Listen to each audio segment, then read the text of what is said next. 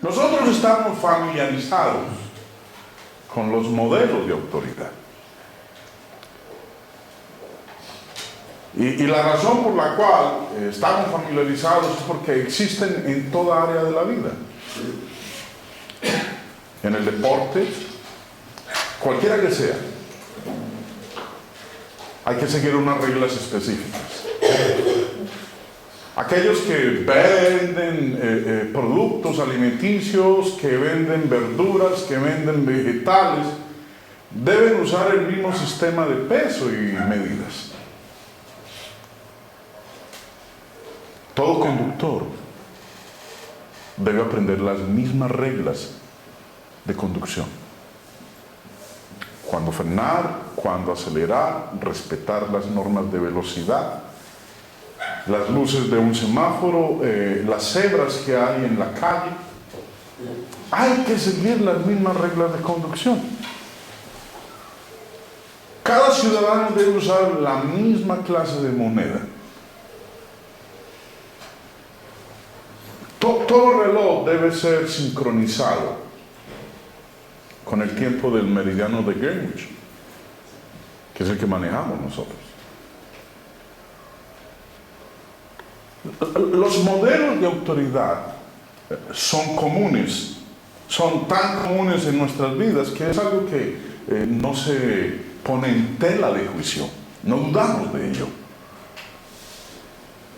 Pero removamos un solo modelo de autoridad y el resultado será un caos completo. Son como el pegante invisible que mantiene juntas nuestras vidas.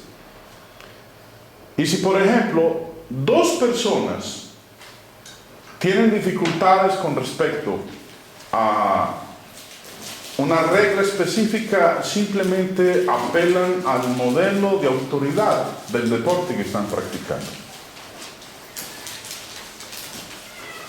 El libro de reglas se encarga de poner fin a cualquier disputa que pueda haber, porque ahí está la regla. Después de todo, la Biblia dice en 2 de Timoteo 2:5, y también el que compite como atleta no gana el premio si no compite de acuerdo con las reglas.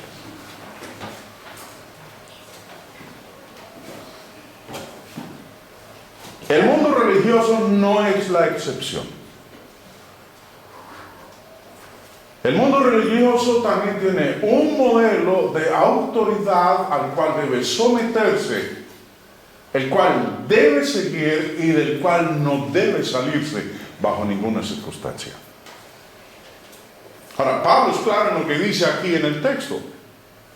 Si queremos el premio, tenemos que competir de acuerdo con las reglas. La Biblia, por ejemplo, si dos personas dan respuestas diferentes a la misma pregunta, la verdad se va a determinar por medio de apelar a la Biblia, porque ahí están las reglas. La Biblia aclara cualquier pregunta que nosotros tengamos, aquí, allá, exactamente como un atleta debe competir conforme a las reglas. Así también nosotros debemos hoy adorar a Dios acorde a las reglas que hay en la Biblia. Si fallamos en hacerlo así, nos va a descalificar. Hemos visto en las competencias, sobre todo cuando se llevan a cabo las Olimpiadas, más de un deportista ha sido descalificado aún después de haber ganado la medalla de oro o la de plata. Ha sido descalificado porque se descubrió que no había seguido las reglas. La Biblia, mis hermanos, es un libro de ley. Dios se refiere a la Biblia como un libro de ley. En Santiago, en el capítulo 1, dice en el verso 25, mas el que mira atentamente en la perfecta ley. Toda nación tiene una constitución que define lo que es legal y lo que no lo es.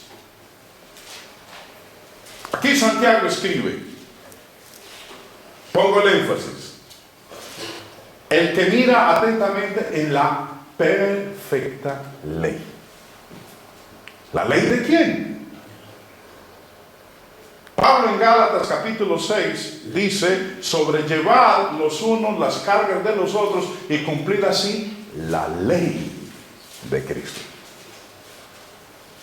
Como ley, tiene reglas.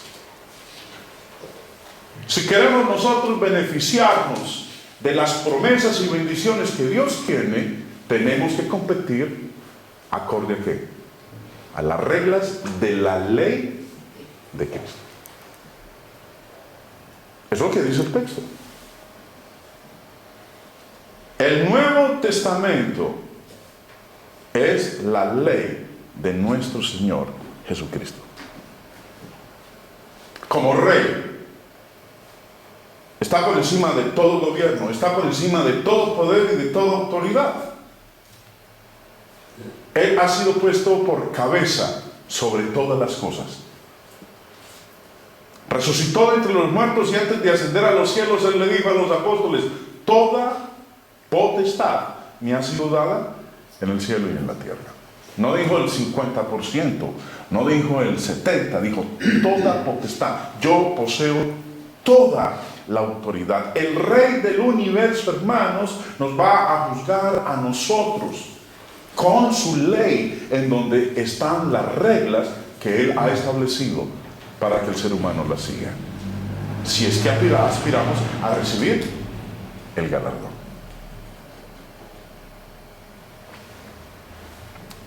En el mundo religioso hay un problema que se llama la división. Al principio había solamente una iglesia.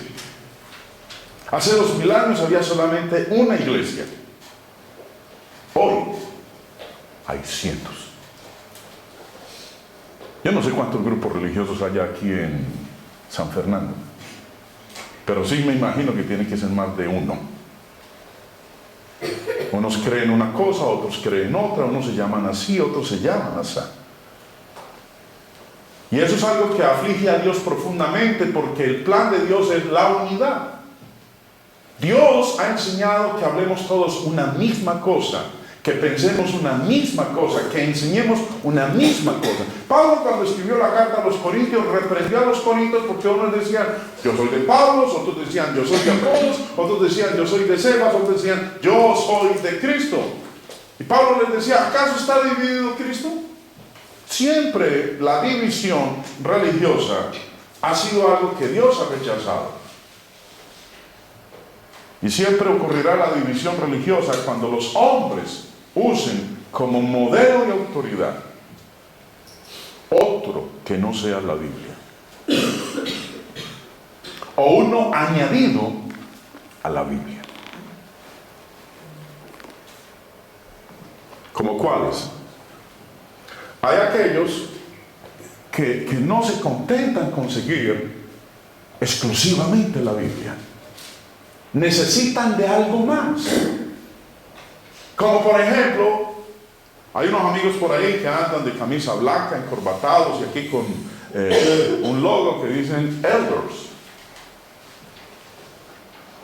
Son los que dicen que la Biblia no es suficiente, que necesitan de otro libro, el libro de Mormón,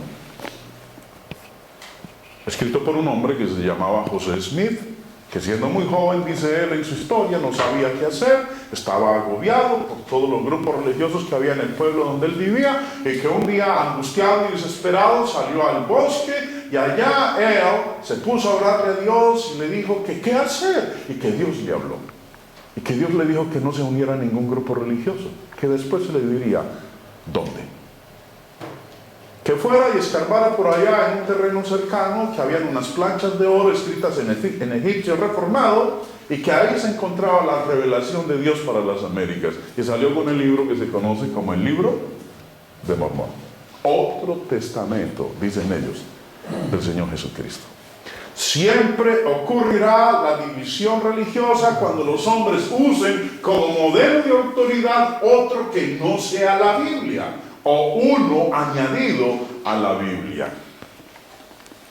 Tantos grupos hay que no se contentan exclusivamente con ese modelo de autoridad que tenemos, que es la ley de Cristo. Para aquellos que procedemos, en el caso mío particular, de un antecedente católico, no era mucho la Biblia que leíamos más bien el catecismo, o lo que dictara el sumo pontífice en Roma, porque según la creencia que nos inculcaron, cuando él habla ex cátedra, porque él tiene comunicación directa con Dios. Y podríamos mencionar más, quienes no han tenido la oportunidad de entrar en contacto con aquellos que andan puerta a puerta ofreciendo la atalaya y el despertar, siguiendo las doctrinas de Charles Russell, y que ha llamado la atención a muchos. Se cree que el infierno no existe, que al cielo solamente van a ir 144,000, que uno no tiene alma, que es pecado donar sangre, que el mundo va a ser transformado en un paraíso porque esto no va a ser destruido, y la lista continuaría. Porque no están contentos con la Biblia, necesitan de otros escritos. Es más, mire, el 11º mandamiento de los testigos de Jehová, que aparece en la atalaya del 15 de noviembre del año 2009, dice: 11º mandamiento de los testigos de Jehová: no cuestionemos jamás, ni con palabras ni con obras, el medio que Jehová utiliza para comunicarse con nosotros hoy día, cuerpo gobernante de los testigos de Jehová. Entonces acepte con los ojos cerrados lo que ellos escriben en sus revistas. Usted no puede cuestionar bajo ninguna circunstancia lo que está escrito en sus libros, porque lo que está ahí ha sido inspirado por el Espíritu Santo, o lo que ellos llaman la fuerza activa de Dios.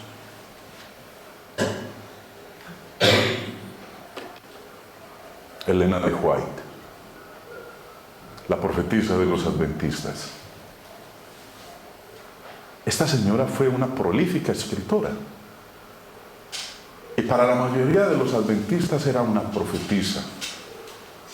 Pero después se descubrió que todos sus escritos eran plagios.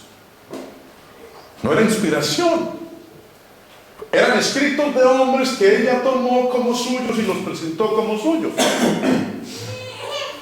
¿A quién no le tocó leer? Bueno, en el caso de uno como evangelista, que tiene que conocer tantas enseñanzas de los demás para poder explicar, el deseado de las gentes, un libro más gordo que la misma Biblia. 800 páginas. Y todos reconocen, qué gran enseñanza la que hay ahí. Pero hermanos, miren, esto que hay aquí es suficiente para que nosotros conozcamos la verdad. No necesitamos más. ¿Cuál es la solución para la división? Exclusivamente este libro, la palabra de Dios. No necesitamos otros libros, no necesitamos escritos de hombres, no necesitamos que nos digan: vea, esto es producto de una revelación nueva que Dios ha otorgado a la humanidad. Hay una solución para esta vasta división que existe en nuestra comunidad. Si todos aceptaran la Biblia como autoridad final, ciertamente el resultado sería la unidad. Quiero que estudiemos la Biblia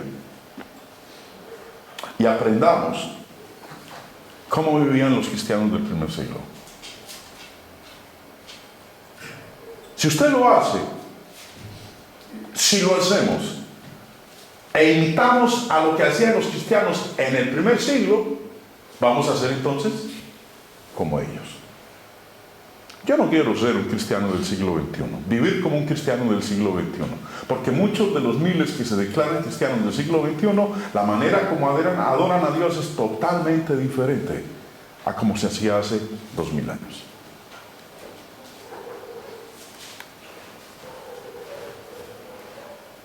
Vamos a considerar y vamos a enfocar nuestra atención en unas pocas cosas que nosotros no podemos usar como modelos de autoridad para determinar la verdad. Vamos a hablar de los falsos modelos de autoridad. Ahora, si usted se está preguntando acerca de este personaje que aparece ahí en la diapositiva, lo quiero usar como ayuda para la historia de cómo el hombre, siguiendo falsos modelos de autoridad, jamás podrá encontrar la verdad.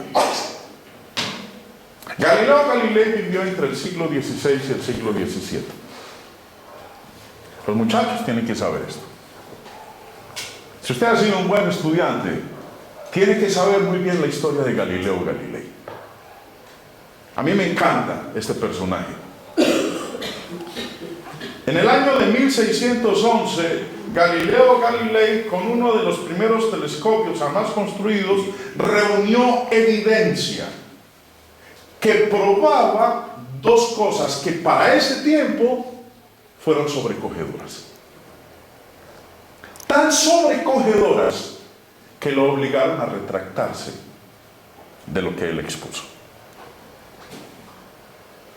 Hasta ese entonces, el concepto que se tenía era que la Tierra era el centro del universo y que el Sol giraba alrededor de la Tierra. Usted dirá ahorita, nosotros en el siglo XXI decimos, ¡qué gente tan bruta! ¿Cómo puede ser posible que creyeran que la Tierra era el centro del universo? Eso es absurdo. La Tierra no es el centro de nuestro universo. El centro de nuestro sistema es ¿qué? El Sol. Y los planetas de este sistema giran alrededor del Sol. Pero aquí llega Galileo y dice, señores, estamos equivocados. Eso que nosotros hemos creído durante siglos, durante miles de años, que no se ha cuestionado jamás, bajo ninguna circunstancia, no es así.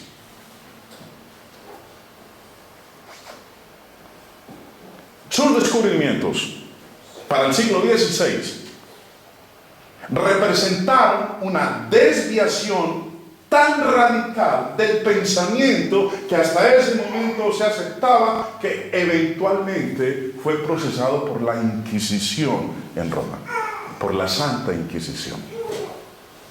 El Papa lo mandó llamar y le dijo, Galileo, eres mi amigo, pero qué pena, o te retractas de lo que estás diciendo o vas a la cárcel. Digo que los muchachos en el colegio tienen que haber estudiado acerca de la teoría geocéntrica y la heliocéntrica.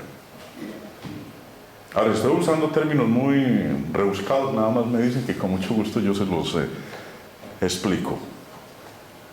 El concepto hasta el siglo XVI era que la Tierra, teoría geocéntrica, era el centro y que el Sol giraba alrededor de la Tierra. Hoy en día, obviamente, después de Galileo, y nosotros ahorita que estamos en el siglo XXI, alta tecnología, hemos mandado naves al espacio, tenemos el telescopio Hubble allá en el espacio infinito. Es más, el Voyager, que fue la primera nave espacial que mandó la NASA a investigar nuestro espacio, ya llegó a la barrera de nuestro sistema y hace años dio el brinco al espacio infinito, al más allá, como decía Buzz Lightyear, al infinito. ¿Y qué? Y más allá. El Voyager que es la primera nave que ha circundado todo nuestro sistema solar, todo el tiempo estuvo mandando señales, y antes de que llegara al extremo de nuestro sistema solar, la NASA le mandó una orden que le llegó horas en llegar, porque estaba a miles de kilómetros de la Tierra, y la orden de la NASA al Voyager fue: date una vueltita por favor y mándanos la última foto de nuestro sistema antes de que saltes al más allá. Bueno, el Voyager dio la vuelta, tomó la foto, y esa foto se demoró horas en llegar. Es como las cámaras digitales de hoy. Las fotos son píxeles, puntitos chiquititos. Imagínense allá a miles de kilómetros, millones de kilómetros. Se demoró horas porque llegaba píxel por píxel, por píxel, por píxel, hasta que lograron armar la foto y se veía ya, antes de saltar al espacio infinito, por allá un puntito chirrinquitito, que era la Tierra. Eso es fascinante. A los que nos gusta la astronomía, eso es algo que lo cautiva a uno.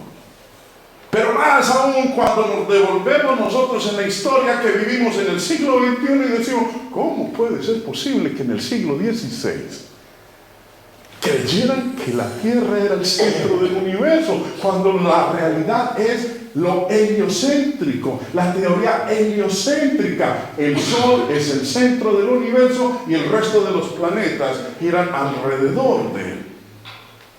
Bueno, la vida de Galileo, la vida religiosa de Galileo no es lo que a mí me interesa, no es de especial importancia para el estudio que quiero adelantar en esta noche. Su descubrimiento de la verdad científica ilustra varias formas por lo que no podemos determinar la verdad en el mundo religioso. Por eso quiero que hablemos de los falsos modelos de autoridad, teniendo como base, como ejemplo, a este personaje. Primer falso modelo de autoridad: el número de creyentes. Yo puedo decir que para el año de 1611, cuando Galileo, después de haber hecho su telescopio, de haber mirado el espacio y llegar a la conclusión, al descubrimiento de que lo que hasta ese entonces se había creído por cientos y miles de años no era así, era algo totalmente diferente. Yo puedo decirles, hermanos, y sin temor a equivocarme, que Galileo era probablemente la única persona en el siglo XVI que creía lo que el mundo estaba equivocado. Galileo creía que era la Tierra la que giraba alrededor del Sol, no el Sol alrededor de la Tierra. Yo creo y puedo decir que era uno en millones. Era el único que tenía la razón. Y todos los demás habitantes de ese entonces, que eran millones, estaban todos equivocados. Ahora, simplemente porque muchas personas crean que algo es verdad, eso no convierte esa creencia en verdad. La creencia de las mayorías no es el modelo de autoridad, porque casi siempre la mayoría está equivocada. Ahora, ese principio de ese falso modelo de autoridad del número de creyentes es un principio que está enseñado en la Biblia. Este no va a aparecer aquí en pantalla el texto, así que los invito para que hablamos ahí en Primera de Reyes, en el capítulo 18. Elías, el profeta de Dios, quería probarles a las personas comunes y corrientes de su época que Jehová era el Dios vivo y verdadero. Y que ese Dios a quien seguían en ese entonces, a Baal, era un ídolo de madera sin vida. Y Elías retó a los profetas de Baal a una espectacular confrontación. Empezando en el verso 16, dice: entonces Abdías fue a encontrarse con Acab y le dio el aviso, y Acab vino a encontrarse con Elías. Cuando Acab vio a Elías, le dijo: ¿eres tú el que turbas a Israel? Y él respondió: yo no he turbado a Israel, sino tú y la casa de tu padre, dejando los mandamientos de Jehová y siguiendo a los Baales. Envía pues ahora y congrégame a todo Israel en el monte Carmelo, y los 450 profetas de Baal y los 450 profetas de Asera que comen de la mesa de Jezabel. Tráiganos. 850 profetas contra él. Y la gente cree que la mayoría tiene la razón. Usted no mal, usted solito. Usted está equivocado. Mira, aquí somos 850. ¿Qué creemos esto? Imposible que 850 estemos equivocados contra uno. Pero sigamos la lectura. Verso 20. Entonces Acab convocó a todos los hijos de Israel y reunió a los profetas en el monte Carmelo, y acercándose Elías a todo el pueblo dijo: ¿hasta cuándo claudicaréis vosotros entre dos pensamientos? Si Jehová es Dios, seguidle, y si Baal, id en pos de él. Y el pueblo no respondió palabra. Y Elías volvió a decir al pueblo: solo yo he quedado profeta de Jehová, mas de los profetas de Baal hay 450 hombres. ¿Cuántos profetas tenía Dios en ese momento? Uno. Contra 450. Solo yo he quedado. Soy el único que cree en el Dios vivo y verdadero. Hay 450 que creen en un ídolo falso, un ídolo de madera. Verso 23. Dénsenos pues 2 bueyes, y escojan ellos uno, y córtenlo en pedazos, y pónganlo sobre leña, pero no pongan fuego debajo, y yo prepararé el otro buey, y lo pondré sobre leña, y ningún fuego pondré debajo. Invocad luego vosotros el nombre de vuestros dioses, y yo invocaré el nombre de Jehová, y el Dios que respondiere por medio de fuego, ese sea Dios. Y todo el pueblo respondió diciendo: bien dicho. O como dirían hoy en día en el mundo religioso, evangélico, alborotado, emocionalista: amén, amén, gloria a Dios, amén, aleluya, que así sea. ¡Qué evento! Yo hubiera querido estar allá, porque me he encontrado a veces en la misma situación de... Sigamos la lectura. Verso 25. Entonces Elías dijo a los profetas de Baal: escogeos un buey y preparadlo vosotros primero, pues que sois los más. E invocad el nombre de vuestros dioses, mas no pongáis fuego debajo.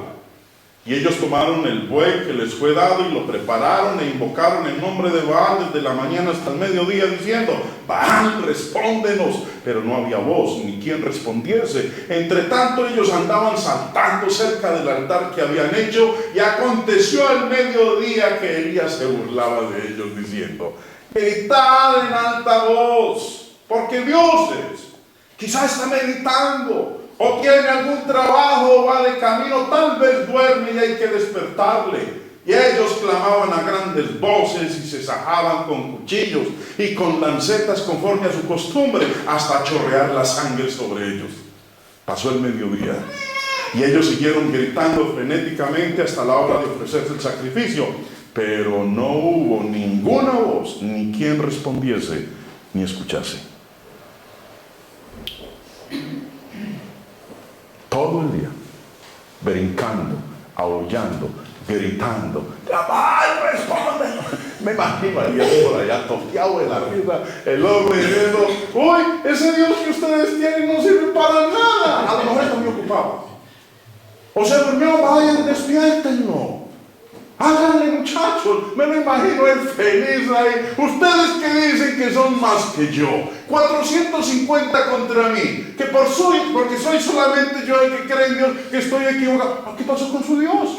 Griten entre todos, aúllen, brinquen. Se sacaban sangre porque creían que de esa manera su Dios les iba a contestar. Y ahorita viene lo bueno. Esto sí que es bueno lo que dice a continuación. Entonces dijo Elías a todo el pueblo, verso 30, acercaos a mí. Y todo el pueblo se le acercó. Y él arregló el altar de Jehová que estaba arruinado. ¡Qué tristeza! El altar de Dios estaba arruinado. Se habían olvidado de él. Tomando Elías 12 piedras, conforme al número de las tribus de los hijos de Jacob, al cual había sido dada palabra de Jehová, diciendo: Israel será tu nombre, edificó con las piedras un altar en el nombre de Jehová. Después hizo una zanja alrededor del altar en que cupieron 2 medidas de grano. Preparó luego la leña y cortó el buey en pedazos y lo puso sobre la leña. Y dijo: llenad 4 cántaros de agua y derramadla sobre el holocausto y sobre la leña. Y dijo: hacedlo otra vez. Y otra vez lo hicieron. Dijo aún: hacedlo la tercera vez. Y lo hicieron la tercera vez. De manera que el agua corría alrededor del altar y también se había llenado de agua la zanja. Imposible que entonces eso echara candela. ¿Había inundado ahí el altar? Era pantanero ya.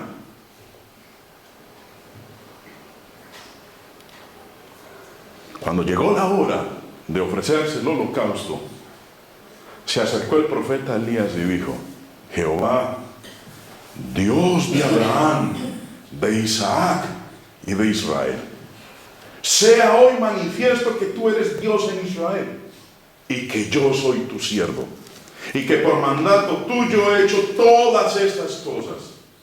Respóndeme, Jehová, respóndeme, para que conozca este pueblo que tú, oh Jehová, eres el Dios, y que tú vuelves a ti el corazón de ellos. Entonces cayó fuego de Jehová y consumió el holocausto, la leña, las piedras y el polvo, y aún lamió el agua que estaba en la zanja. Viéndolo todo el pueblo se postraron y dijeron: Jehová es el Dios, Jehová es el Dios. Entonces Elías les dijo: prended a los profetas de Baal, a esos mentirosos, embusteros, engañadores, para que no escape ninguno. Y ellos los prendieron y los llevó Elías al arroyo de Sison, y allí los degolló. Dios envió fuego del cielo, encendió el altar de Elías, lo consumió, vaporizó el agua, la secó, tomó el holocausto por completo, todo quedó convertido en cenizas, y mató a los 450 de Baal. Elías era el victorioso, 1 contra 450. Elías no renunció a Dios por ser el único que creía en su existencia. Y Galileo no renunció a sus creencias de lo que había descubierto en su momento, de que lo que habían creído durante cientos y miles de años era un error, y era 1 contra millones. Elías, al igual que Galileo, no renunciaron a sus creencias, sino que permanecieron fuertes, aun cuando ellos eran excedidos en número con respecto a los que creían un error. Ellos sabían, como nosotros debemos saber hoy también, que el número de las personas que creen algo no tiene nada que ver con la veracidad de la cuestión. Hay cientos de denominaciones hoy en día, miles, algunas más grandes que otras. Sería un error pertenecer a una iglesia simplemente porque tiene una membresía mucho más grande que la iglesia donde yo me reúno. Es más, cuando visitan la iglesia del Señor,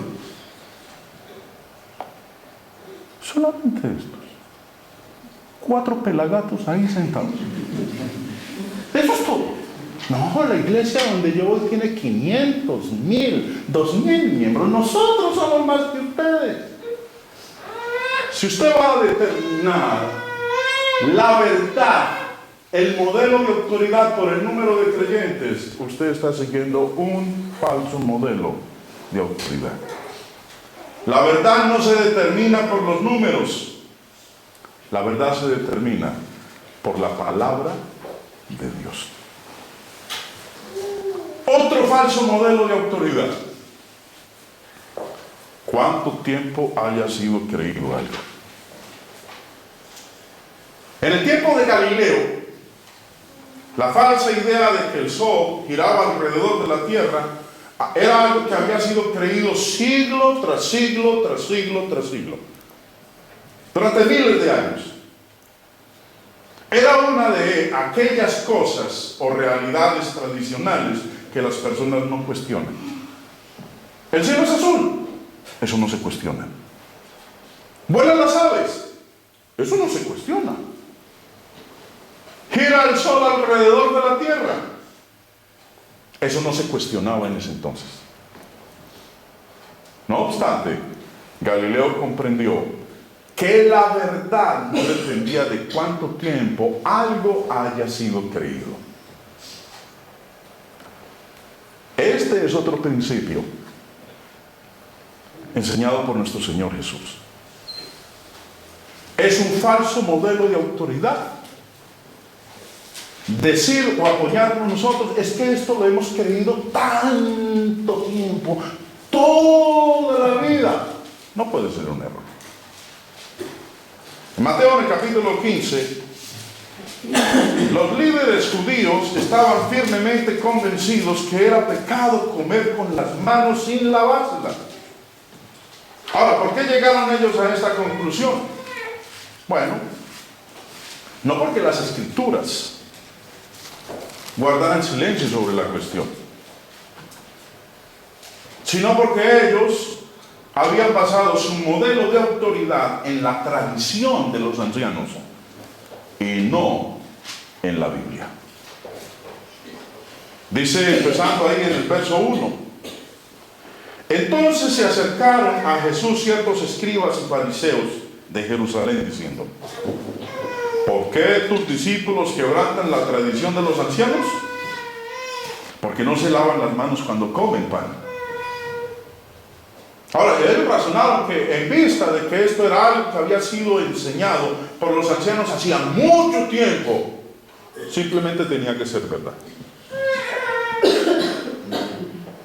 Bueno, ciertamente, la mayoría de Israel distinguía y respetaba a los líderes religiosos, pero estaban enseñando una falsa doctrina. Sin embargo, Jesús vio las cosas con una luz diferente. Continuemos la lectura. Respondiendo, él les dijo, ¿por qué también vosotros quebrantáis el mandamiento de Dios por vuestra tradición? Porque Dios mandó diciendo, honra a tu padre y a tu madre, y el que maldiga al padre o a la madre muere irremisiblemente. Pero vosotros decís, cualquiera que diga a su padre o a su madre, es mi ofrenda a Dios todo aquello con que pudiera ayudarte, ya no ha de honrar a su padre o a su madre.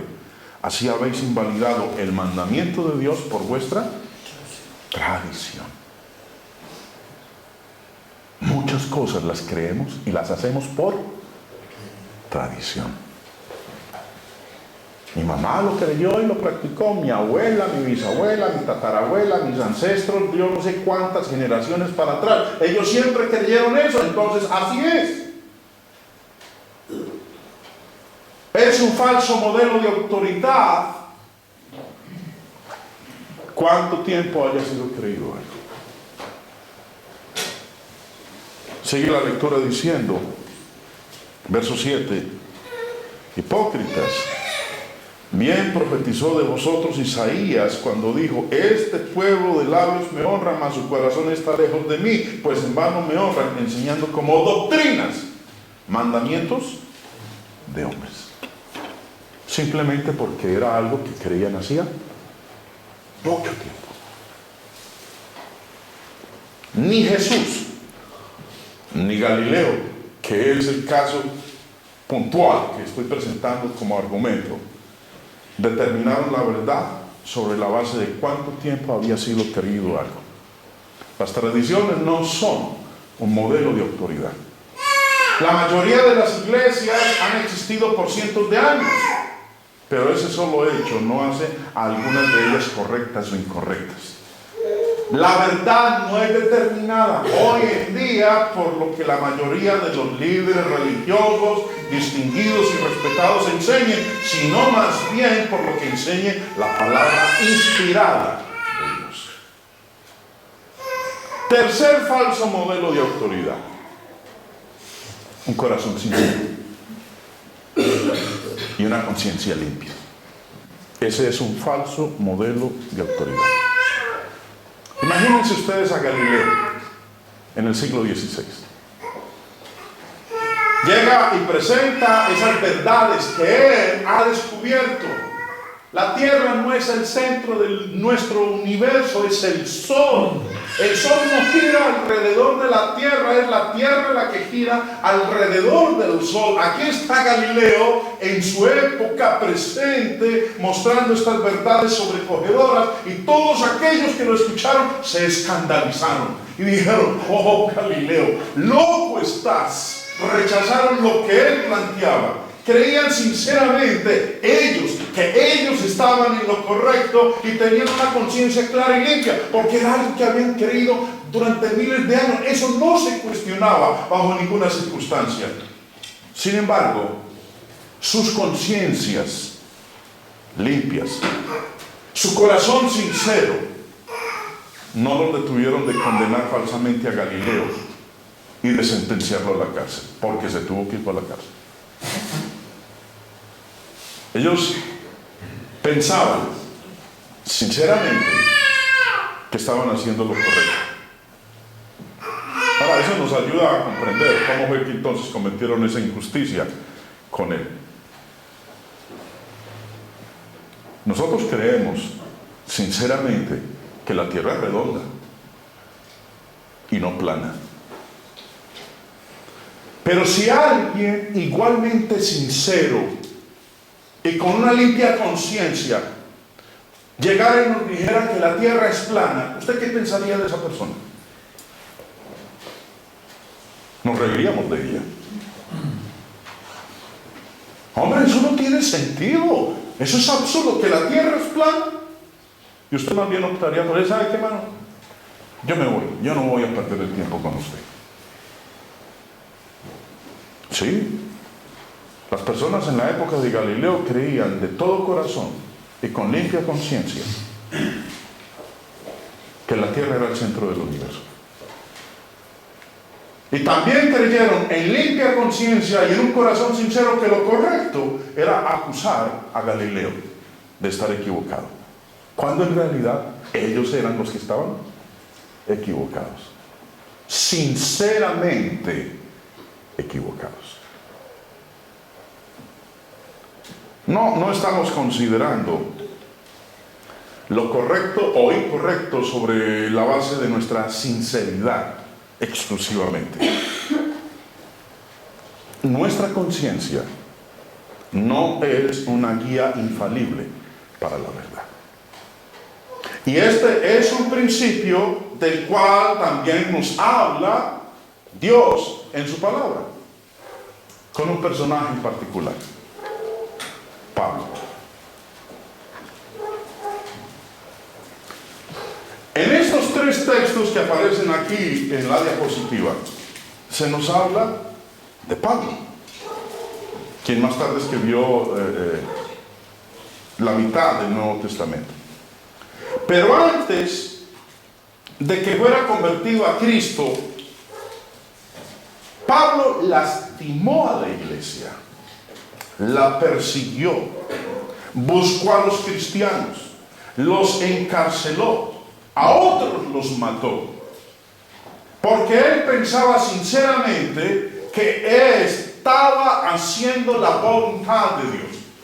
Creía de todo corazón, con limpia conciencia que lo que él hacía al perseguir cristianos, arrastrarlos, sacarlos de las casas, a ir a las ciudades vecinas con permisos y meterlos en la cárcel y al final dar el sí para que los mataran, él creía que estaba agradando a Dios. Y lo hacía con un corazón sincero y con una limpia conciencia. Después de su conversión, Pablo se remordía por estas acciones. Tan es así que llegó el momento en el cual él se consideró de la siguiente manera. Primera de Timoteo, capítulo 1, versículo 15. Primera de Timoteo 1:15, palabra fiel y digna de ser recibida por todos, que Cristo Jesús vino al mundo para salvar a los pecadores, de los cuales yo soy el primero. Y él mismo decía en Hechos capítulo 23, versículo 1, haciendo referencia a lo que había sido en el pasado, verso 1, entonces Pablo, mirando fijamente al concilio, dijo: varones hermanos, yo con toda buena conciencia he vivido delante de Dios hasta el día de hoy.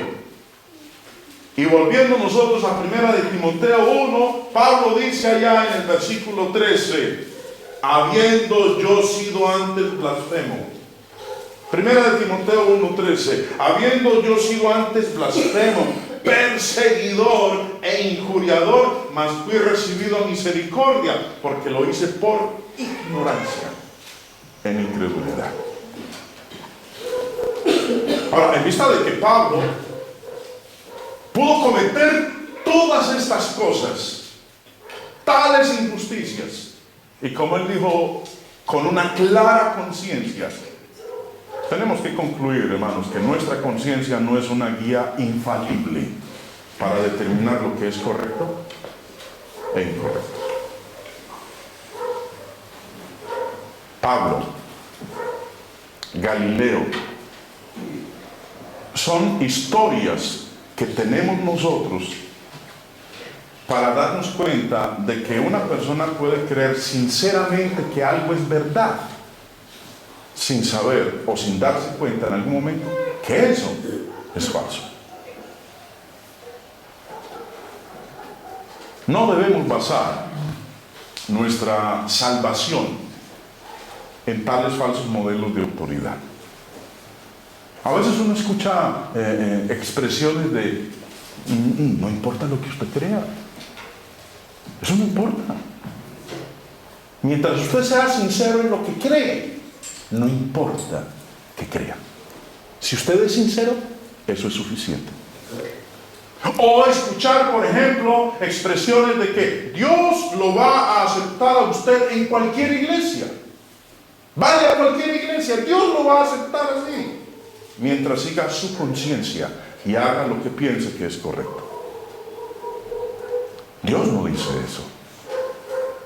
Dios dice, Proverbios 16:25, hay camino que al hombre le parece derecho, pero termina ¿en dónde? En la muerte.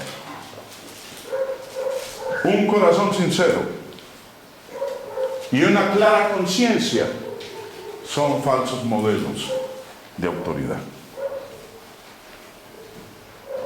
La Biblia, por otro lado, es completamente confiable. Solo ella. Y vamos a la última, hermanos, para terminar. Al último falso modelo de autoridad. Las emociones de los creyentes. Cuando en 1611 Galileo publicó sus descubrimientos revolucionarios, hubo un gran alboroto emocional.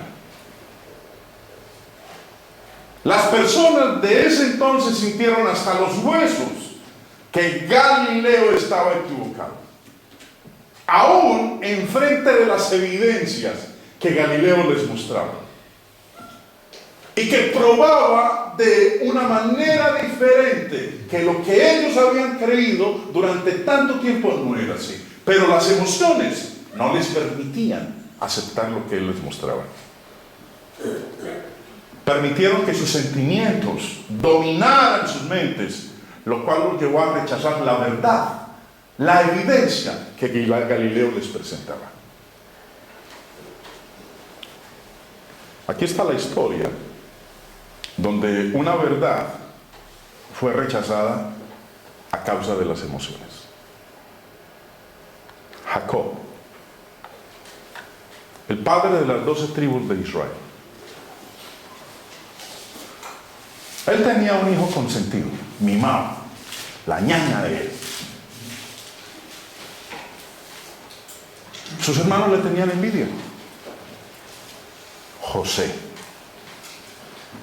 José había tenido varios sueños y les había dicho a los hermanos lo que tenía en sus sueños. Y ellos decían, ¿será que este se va a poner por encima de nosotros? ¿O qué? Ahora, ¿cómo era el niño mimado de Jacob? Si usted ha leído la historia de ahí en Génesis 35, 36, 37, Jacob un día le hizo una túnica de colores. Y el papá un día lo mandó a buscar a los hermanos, porque él era el que venía y le traía los chismes. Papá, mira ya, Pepe, José, está haciendo esto y no. Usted sabe lo cansón que es cuando en una familia numerosa hay uno que viene y trae el cuento, y cuando llega uno a la casa lo están esperando con el reco allá para darle candela. Los hermanos estaban aburridos con José. Hasta que un día lo vieron venir y dijeron, ¿sabe qué? Como dicen en mi tierra, tuki tuki lulú, vamos a matarlo. Y cuando ya lo iban a matar, su hermano Rubén dijo, no, ¿cómo lo vamos a matar? Es nuestro hermano. Y lo protegió y se fue. Y cuando regresó, no lo encontró. No lo encontró porque sus hermanos lo habían vendido como esclavo. Esa es una historia fascinante. La de José es una película que ganaría todos los premios Oscar habido y por haber. Bueno, yo no me voy a alargar en la historia. Llegó el día en que, después de sufrir tanto, el pobre muchacho se convirtió en el mero en Egipto. El chacho después de Faraón. No se movía una hoja en Egipto si no era la voluntad de José. Faraón le dijo, hermano, usted es el que va a mandar de aquí en adelante, solo que por encima de usted voy a estar yo. De resto, usted es el duro. Usted conoce la historia porque llegó él allá e interpretó los sueños de Faraón, de las vacas gordas y las vacas flacas, el de las espigas. Faraón vio en este hombre tal sabiduría porque Dios estaba con él que lo nombró el segundo después de él. Pero hubo una gran hambre, dice la Biblia.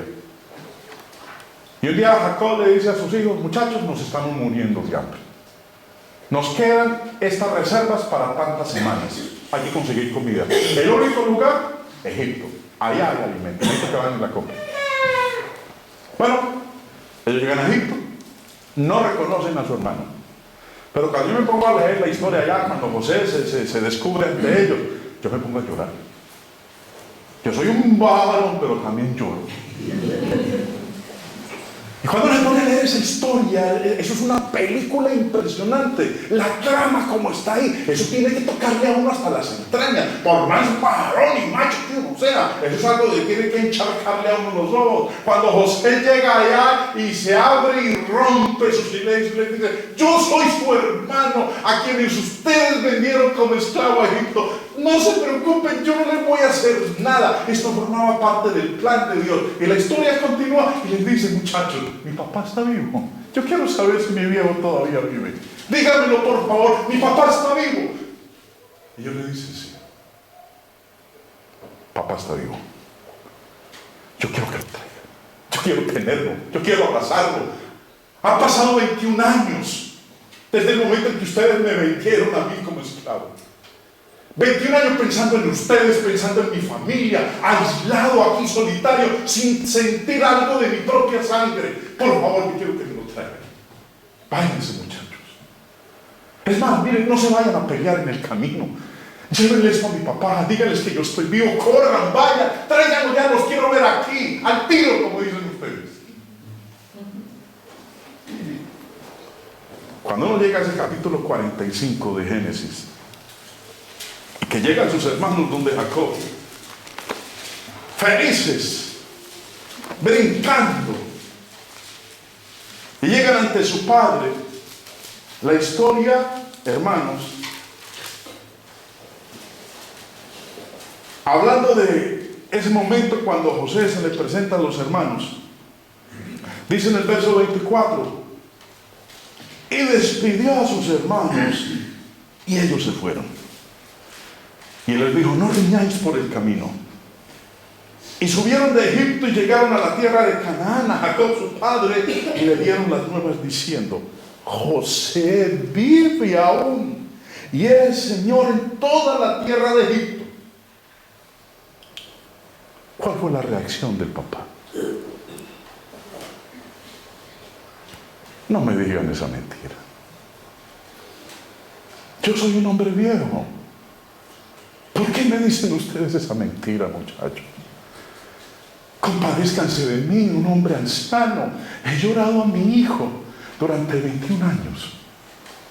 21 años he creído que estaba muerto, que lo devoró una fiera. Ustedes mismos me trajeron la túnica de él, la que yo le regalé, la que yo le hice, untada en sangre. ¿Cómo se les ocurre venir a decirme algo de esa naturaleza? Después de 21 años de creer que está muerto, ¿ustedes me van a salir con que está vivo? No me digan una cosa de esas. José está vivo, papá. El corazón de Jacob se afligió porque no los creía. Es que ¿cómo puede ser posible después de 21 años creyendo una mentira como si fuera verdad? Eso no se lo va a creer uno de la noche a la mañana. Es que está vivo, papá. No, señor, está muerto. Papá está vivo, está muerto. Lo he creído durante 21 años. Ellos le contaron todas las palabras de José, verso 27, que él les había hablado. Y viendo Jacob los carros que José enviaba para llevarlo, su espíritu revivió. Entonces dijo Israel, basta, José mi hijo vive todavía, iré y le veré antes que yo muera. Qué difícil es vencer las emociones. Él creyó una mentira durante 21 años. Y en sus emociones estaba plenamente convencido de que su hijo estaba muerto. No, es que yo lo siento así. Uno cuando le va a predicar a la gente el plan de Dios, dice, no, es que yo me siento así. Mi corazón me lo dice. Engañoso es el corazón más que todas las cosas y perverso. Jeremías 17:6.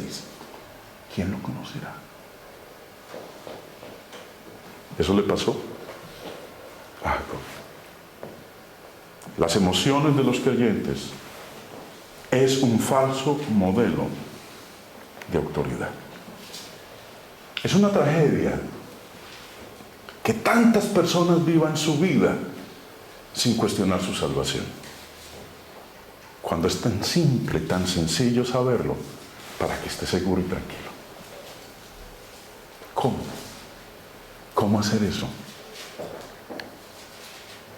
Hay una forma en que usted puede saberlo para estar seguro. Y es compitiendo según las reglas. Aquí está el manual. Si usted se encuentra en esa condición, es la única forma de hacerlo. Si usted ha basado su creencia, lo que hace, la manera como adora a Dios, en el número de creyentes, en el tiempo en que algo ha sido creído, el tiempo durante el cual algo ha sido creído, la enseñanza de los líderes religiosos, la sinceridad o las emociones. Esos son falsos modelos de autoridad. El único modelo real es este. No hay más. ¿Quieres ser salvo? Este es el manual. Y hay que competir según estas reglas si queremos recibir el galardón. Se acabó la película. Dios les bendiga.